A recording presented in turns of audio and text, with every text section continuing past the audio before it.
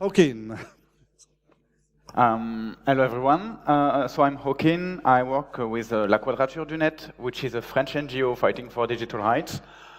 And I'm going to talk to you about how we try to basically pawn governments and parliaments. And since I'm working there as the tech person, I will also talk to you about how we develop our tools and how they're extremely useful for us to pawn all the things. So, quick introduction for La Quadrature du Net. Basically, we're French NGO based. We're like 6 person right now, paid full time for doing that, and we work with a lot of volunteers. And basically, what we try to do is to mess with parliaments because they're pushing shitty laws, and we don't want that. So we try to mess with them as hard as we can. The issue is, since we fight for digital rights and stuff like that, and some of you might have noticed we have many laws, and many of those laws have no digital aspects. Like if you have now a health insurance law, something like that, you will have articles related to correlation of data, exploitation of data made by insurance company and stuff like that. Basically, in France, when you have now a new law, you will have some internet aspect. And even if some of us would like to get rid of all the government and parliaments and burn them and smash capitalism, it will not happen tomorrow, so we have to work with the government and parliament structures. One of the main issues we faced is what people call the elite deconnection, meaning that the representatives who are supposed to represent us are perceived as not representing us anymore, and they seem like they've established themselves as a reigning caste of what people call the establishment. So, why do we think that? Why do we think that the representatives, which, I mean, it's written in their name and their function that they should represent us, why do we think that they do not represent us? First, they try a lot to isolate themselves from the people. Like, in France, the National Assembly is 577.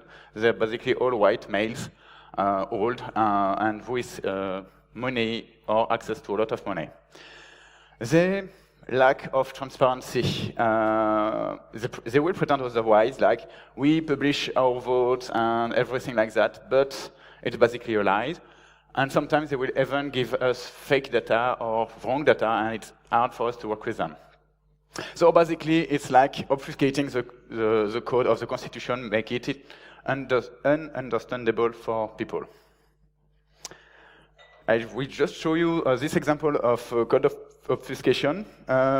It's actually from an actual law, which is the one from the French surveillance law, and this part here describes the technical measures that will be put in place. It's basically only references to other law of text or other references to other article of law in the text. So you see, it's kind of hard to understand what's happening there. I think most of them do not understand that too. And so how do we do that at La Quadrature? How do we fight that, and how do we try to have a better law system and to have a better protection of citizens and people and things like that? Basically, we use what we call the Triforce. We're based on those 3 elements, which are analysis, campaigning, and tools. The analysis, basically, we try to it's like analyzing the system. It's taking the law, reading it, making a scheme, and find how it works, what it actually means, and translate it in a language that anyone can understand, which requires a lot of time. We try to do sometimes make maps. We work with other collectives, such as, for instance, Regard Citoyen in France, who do that. And we do work a lot with journalists who can help us on their analysis capacities. So we publish everything we have analyzed on our wiki or websites, and we push it hard to the media. Like, we do work a lot with media, even the mainstream ones, the ones that no one's love, but everyone reads. So we try to do that, to reach out to the public. Basically, we're publishing CVEs for democracy. You can see it that way. Campaigning is exploiting, finding exploits and backdoors in the system. Like, for instance, we have this constitutional court, and you just need to read the fucking law and to read the fucking manual of how democracy works, and it's written in it how you can pawn them, basically. You need to write some kind of letters to some kind of person in a specific case. They will be forced to analyze it and to give you an answer about it in a certain amount of time. If they do not do that, you can complain about the fact that they didn't answer you, etc., and you go up the ladder until you reach the higher stuff, which is the European Justice Court. And basically, we try to own their tools and to use them, the tools of the parliament and others, because those tools exist because they want access to it. They want to bypass democratic process, but they never think about the fact that we, the people, can use this tool. And they do not like it very much because it's quite effective. So how do we use the exploit we found? How do we use the funny stuff we found in it to make actual change? First, we deploy our tools. So one of them, which is quite effective, is to call the representatives. It's like what we call the P-phone. Basically, it's a website. You go on this website, you have like a button, call this random representative on this specific subject. It will reach you to make the call. It will be free of charge for you. And you will be guided with like guidelines, argument points, and stuff like that. So you won't be alone facing a representative, and it will only take you like 10 minutes. You can do that on your coffee break, for instance. We try to get a track and to map what they did and what they said. This is where Regard Citoyen specialized. They're getting quite good at parsing national and Senate websites, extracting data from them, extracting votes for them, publishing them, keeping track of which representative actually show up and which doesn't, what they say. To that, we had another module, which is political memory, which helps us to find friends and foes. Political memory, basically, is we use the data published by Regard Citoyen and other collectives in Europe. And we try to say, okay, we do oppose this law, and if someone votes this law, it's something that's kind of dangerous, so we give it a score, a weight.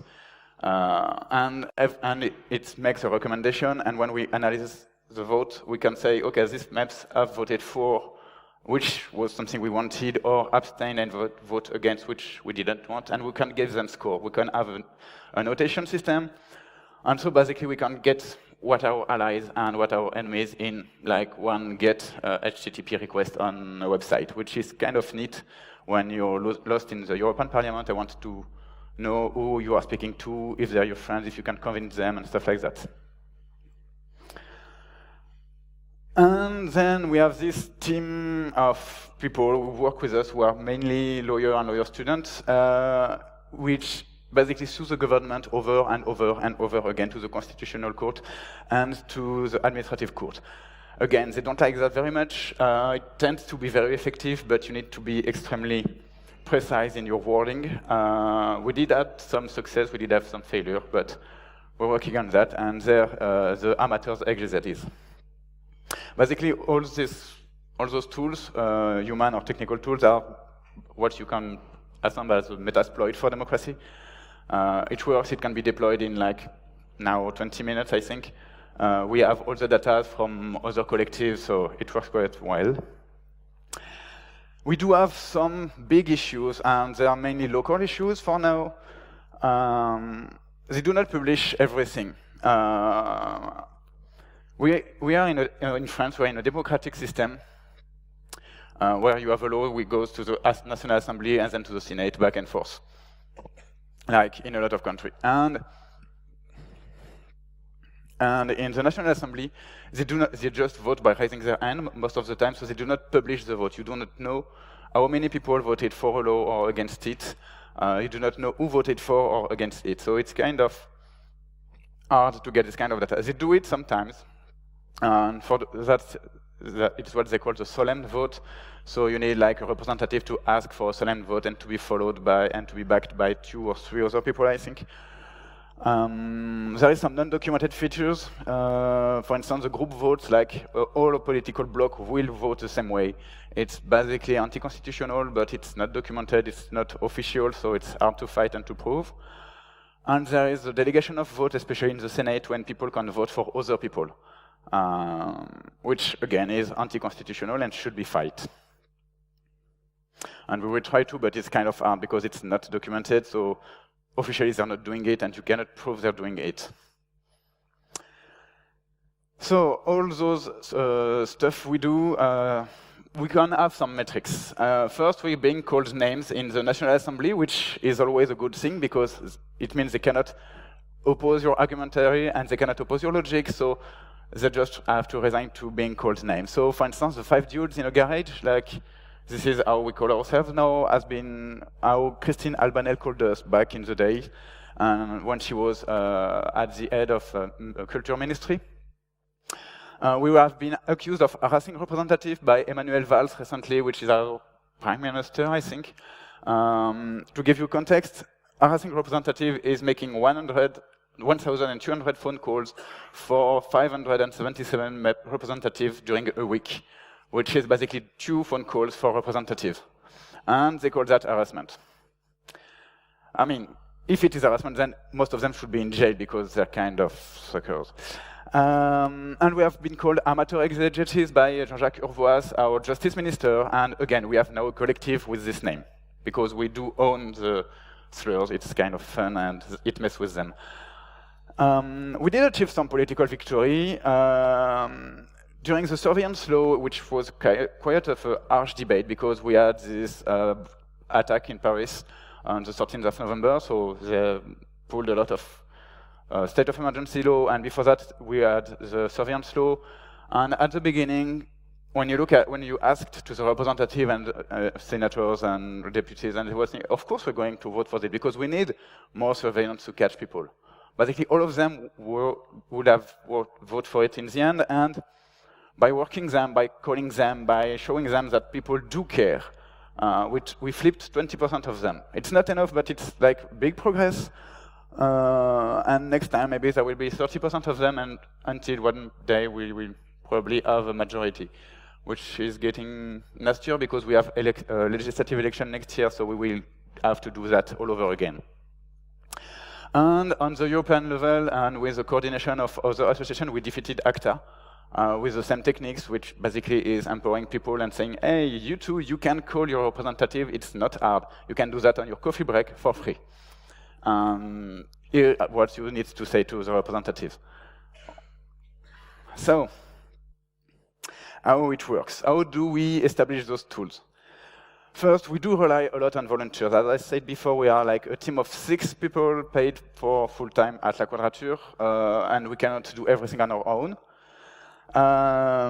So we try to rely a lot on we tend to rely on a lot on volunteers, which is kind of weird because you cannot rely on volunteers because life happens. I mean, some of them will find a boyfriend or a girlfriend, or will find a new job, or will have to move to another country, or will have a loss in their life. So at some point, most of your volunteers will stop working for you for whatever reason. And it's not because they do not want to. Most of the time, they want to work for you, and they want to work with you. But if they're not reliable, they have an undisputed capacity to surprise yourself. I mean, you will find a lot of support from volunteers where you expect it less. Like, we have this 400 amendments to read for tomorrow morning at 9, and they will help you read them, parse them, find flaws in them, translate them during a night week. They will help you by following the direct stream and live tweeting the direct stream of National Assembly and Senate. They basically will be where you expect it less for me.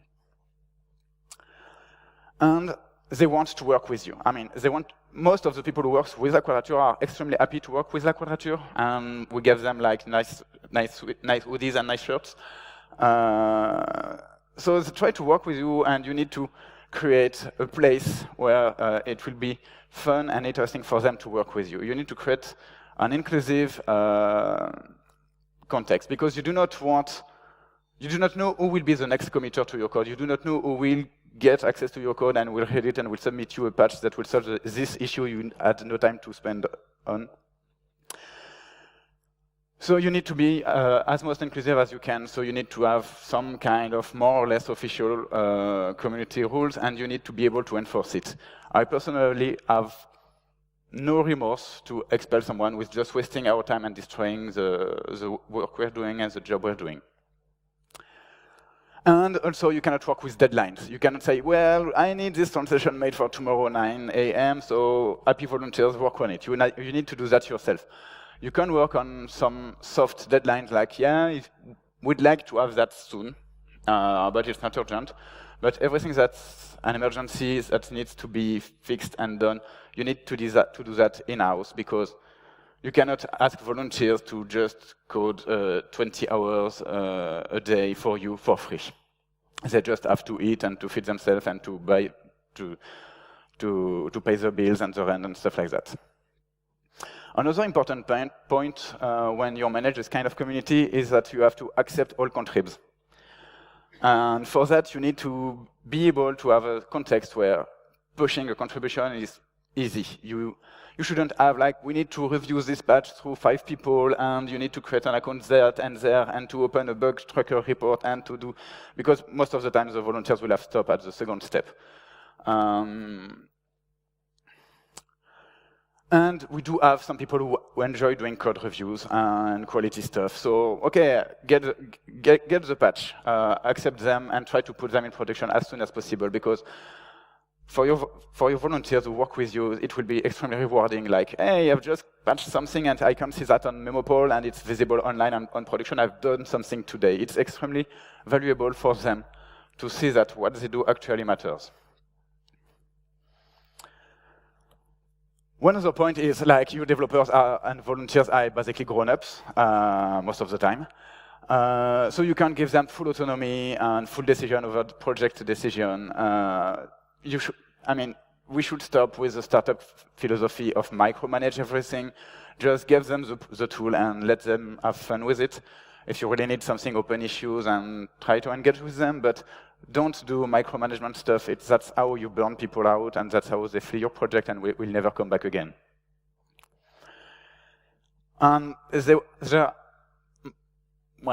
They should be adult enough to know on what they want to work and what they enjoy to work, and what are the skills they want to develop, and what are the frameworks they want to play with. So try to be open on this subject, like, I want to try this specific framework. Okay, so let's play with the framework. I don't know nothing about it. I will learn it on reading the fucking manual.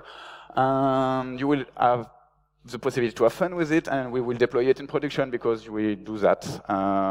So try to not have too high standards if you want to manage this kind of stuff. That's what we try to do. And the nope part, what you should not do, basically, you should eat your own dog food. We at La Quadrature, we fight for decentralization, for autonomy, for free software, for stuff like that. So we have to use, the way we code is the way we do politics, and it's how our tools will look like. So we need to self-host or to rely on small companies, or even better to work with other collectives. So we do try to host all our code. We don't run anything on Amazon Web Server. We don't run anything on Heroku. We do not host our code on GitHub, etc. You do not necessarily need a wiki and a mailing list for your project to start. You, most of the time, need to just read the commit log, and this is how you will see your developers and volunteers contribute. You will see just, okay, they just did some code today. It's nice. They're still alive. When you look at their activity and they're dead for like 1 week, you can start to get worried because they haven't done anything, and sometimes it's just because they're on holiday or have this thing at work or have this family issue and stuff like that.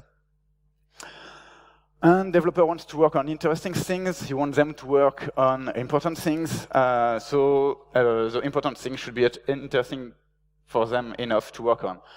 If you have to do those boring patch review system, nobody will do that besides you, and it's important to run them, so try to find interesting stuff for them to do and try to be open about that. So that's how we manage to produce our tools, basically everything we do at La Quadrature. Next thing is, I don't know if a lot of you are familiar with the French state of stuff, which is quite bad. Nowadays, it's not as bad as in Iran or Saudi Arabia or Turkey, but it's getting bad. So how do we survive that?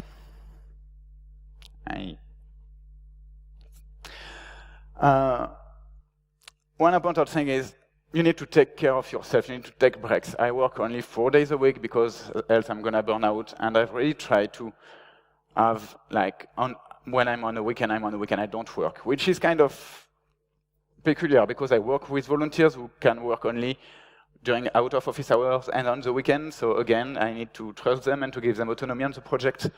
And the more they're autonomous, the more they're happy about it, and the more fun they have, and the more code they contribute, and the more things they're doing, and the more easily it is to change stuff in the parliament. There's one thing, so I maintain the tools we use, but I'm not like Evil Corp or stuff like that.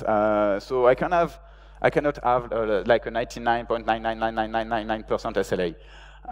That's not possible because I'm alone. I need to sleep at some point. I need to have breaks. So you have to expect that your tools will break at the worst possible time. It happens, and that's why I won't show you anything live, because they're working, but I don't want to try it and break them while trying to show you how they work. Some of the things we do is basically blowing some steam, because when you have those representative, agent of government, prime ministers, presidential, but all of them saying that you're basically kind of some terrorist group and you should be defeated and dissolved and stuff like that, you need to blow some steam. So we try to, I try to do the things that I can have a laugh at, because sometimes you just need that. So we build what I call the IMSI CAPTCHA, which is a multidimensional troll, because this is what you would have when you want to land on laquadrature.net webpage. So yeah, it looks like the Cloudflare CAPTCHA that some of you might know about. So I'm using that because most of the people who do not use Tor don't see the issue with the Cloudflare CAPTCHA. So now when they come on our website, they can see the issue with the Cloudflare CAPTCHA. Also, I change the text a little bit, and they say, where the CAPTCHA doesn't matter, we don't care about it, you should probably try to use Tor and to think about it and stuff like that. And when you click on not a robot stuff, you see that. Basically, it says, here are the threats you have to click on the threats on freedom. And those three guys here are our Prime Minister, Minister of Interior, and Minister of Justice. So you see, again, multi-level, multi-dimensional trolling. It's fun. It took me like only 2 days to do that, and it felt good to do it. Like, okay, it's easy, it's cheap, but hey, I've done something good today. I did have a laugh about it, and okay, I can move on. One other point, can you raise your hand if you can understand this, please? Okay, so if you can understand that, you can understand how the legislative system works. It's easier than that. Seriously, it's the same skill set of analysis. It's like reading a source code, and you see those function code and pointers and the handler everywhere, and the array, and all this weird stuff that people who do not have this kind of skill set of skill mind cannot see. So coding is doing politics, and politics works when you are on a legislative process, works a bit like code. Regard Citoyen did even goes as far as putting a website online where they do publish a law project and put it in a Git tree, so you can see all the amendments, what they actually do on the text, on the final text. They're working right now on finding lobby text and doing pattern recognition in amendment and stuff to see, okay, those amendments have been, in fact, been written by lobbies and stuff like that.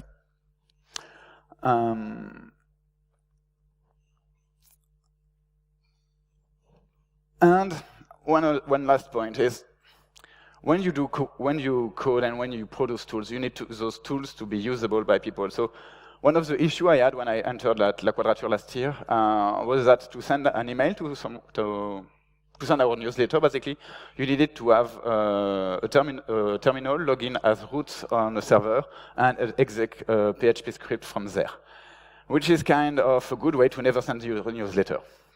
So I did set up some tools like CVCRM stuff, which enables our user to actually use them and to not fight with it and to not get angry at it because you don't understand and it's not working and stuff like that. And so I think one important stuff is doing those nerdy projects that no one uses can be fun because it's a good way to learn how to code and stuff like that. But at some point, we need to reach usability. We need to have people actually using what we spend our time on. So that's what we try to do at La Quadrature, and we're releasing everything and documenting everything and documenting the installation process of everything as much as we can. And one thing, it's when you're doing politics, sometimes you will feel bad because you cannot go to a protest, or you're too afraid, or you do not manage well in front of cops, which is what they try to achieve. And it's perfectly okay. You're doing amazing stuff when you contributed to this kind of project. And there are people who are quite good at getting into a protest and a riot, but will never be able to understand how Python works. So it's okay. Don't feel bad about the fact that you cannot go to a protest, or you're too scared to get there, or you think you're going to get arrested. It's fine. And to do that, we need to stop with individualization and all the myth of bureaucracy and stuff like that. Like when you need to not being depressed, you need to have a feeling of achievement, of achieving some things, and you cannot do that if you're in a collective and that this collective per se do nothing, but all the individuals in the collective are doing something, but not you. So try to work as a collective and publish things as a collective, and everyone who will be part of this collective will feel like, okay, we did something here. That's something what's important, and I think we do that with La Quadrature a lot. Like when you help them, you say, yes, thanks to all our benevolent and to all our volunteers, and we did something great. And this way is not only the six people in the garage, it's like everyone claiming to be part of La Quadrature. It's the La Quadrature community, it's a lot of people. And I think it's important we try to kill those myths of individuality and the individual grade, because they're becoming more and more gatekeepers, and they protect new people to enter and to join your project and to help you owning and pawning parliaments. And one thing is that in the end, you'll end up managing. Whatever the government crypt says and do, you'll manage, you'll survive the day, and the day after that, and the day after that. Even if you do not achieve political victory, at least you'll have been a pain for them when they will be like shaving in the front of the mirror in the morning and think about what they had to do what they will have to do today. They will think, oh no, those guys of La Quadrature will again bother with me and mess with me. I don't want that. And they will have a shitty day because of you. So they're making our life shittier, so we should do the same. And when you meet them, you probably will see in their eyes, oh no, not those guys, not them, not again. So, and this guy is actually our Prime Minister. No, Minister of Interior is Bernard Cazeneuve. He has a good face you can put on memes, and it's quite fun to do that. So it's done, basically. We achieved bridging political gaps because we have people calling representative and representative not feeling that alone and disconnected anymore. They know it. They know we're watching them. They don't like it, and they will try to fight it, but they know we're watching them.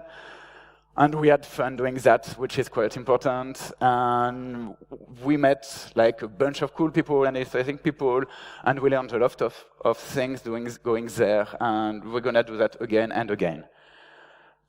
So, if you want to contribute, we have like a GitLab instance on git.laquadrature.net. If you have a GitHub account, you can connect there. I've activated the stuff. The tool I spoke about, which is Memopol, which is one of our big project right now. It's the one that keeps tabs on maps and says them and gives them a score about how bad they are or how good they are. It's memopol.lqdn.fr. We have our website at www.laquadrature.net. Don't hesitate to fork us, but not on GitHub, please. There's a lot of people I want to thank, especially some collectives like Regard Citoyen, because they do a lot of open data on French Parliament website, and when you look at those websites, well, it's something where you will lose some sanity. I want to do thanks to Paltrack, which is doing the same with the European Parliament. The Memopol Dream Team, as I call them, because they're basically 2 guys working like for 1 year to resurrect this project and help me understand it and integrate it. And they're recruiting people. And if you want to do some Python development and Django development, and with an interesting bunch of people and work on interesting problematics, like what does this core mean for this person, just go talk to them. I want to thank all the LQDN staff and all the volunteers who work with us every day. I want to reassure you that I've harmed no politicians and no representative during the process of making this presentation. You can reach me there, and you can send me emails there. Thank you if you have questions, and I'm open for discussion.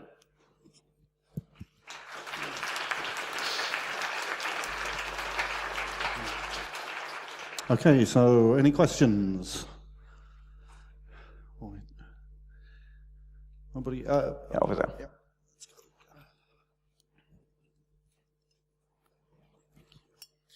Yes, my question is oriented towards the communication and decision making. So I was wondering, when the government, let's say, makes some propositions for laws, etc., one way is to say no, it's bad. Another way is to try to constructively say, okay, this and this and this is bad. However, this and this is better. Or if you tweak this, then it will be beneficial for everyone. Now, like, my question is, how do you manage to go to such a complexity with both some core team and some volunteers that have different backgrounds, different experiences, and different knowledges? We do not have really a recipe for that. We do it most of the time on the fly. One thing is, in France right now, there's a lot of laws that are passed as what they call the emergency process. It's the law gets in the National Assembly, Senate, and then there's this commission between the 2 chambers to produce a law in like less than a month and with hundreds of amendments. And so most of the time, when we see this kind of project, we basically say, okay, this will be bad because they want to do this kind of stuff. We won't get into the details because it's useless. You should reject all the project. And we publish that, and we try to find help with journalists and analysts and people who want to work with us. So it's kind of, it will depend on the context. On the Republic numeric law, we have like those amendments for the commons are quite important. We want to push that forward. Those ones are quite bad. We want to forbid them. But sometimes you can just do like, okay, it's the law for surveying basically everyone. You can just throw that away, and this is why. Did I answer the question? Okay, more questions, comments? I have a question for you, which is, how do you get the volunteers, and have you seen like an increase? I mean, do you get more volunteers after something big is happening, a big political event, or for example, with the terrorist attacks, does that have a drop in volunteers? Does that create more? We try to. So we run this fundraising campaign once a year. So the next one will start like in November. And last year it started like in November, like on the 8th of November, something like that. And on the 13th of November, we did have these terror attacks. And then an insane amount of bullshit at the political level. What happened is we did stop our campaign because we didn't want to try to capitalize on death and stuff like that. So we did stop it and wait for something to happen and to think about how we would do it. And soon we noticed that each time Bernard Cazeneuve, François Hollande, or basically anyone was saying something on TV, we will add people giving us money. So we basically had like this extremely efficient communication team at the head of government who basically did all the work for us. Because each time they say, we need to survey people, we need to install more police and stuff like that, we were getting money and we were getting attraction and tension and and attention, and people came in. We have this issue with Memopol, which the position I'm occupying at La Quadrature is quite new. It's been open for like 2 years. And before that, there was like no one in charge of managing tools and developer communities. So the project Memopol is quite an old one, and it has been forgotten. And since it didn't receive active support from La Quadrature, it basically died.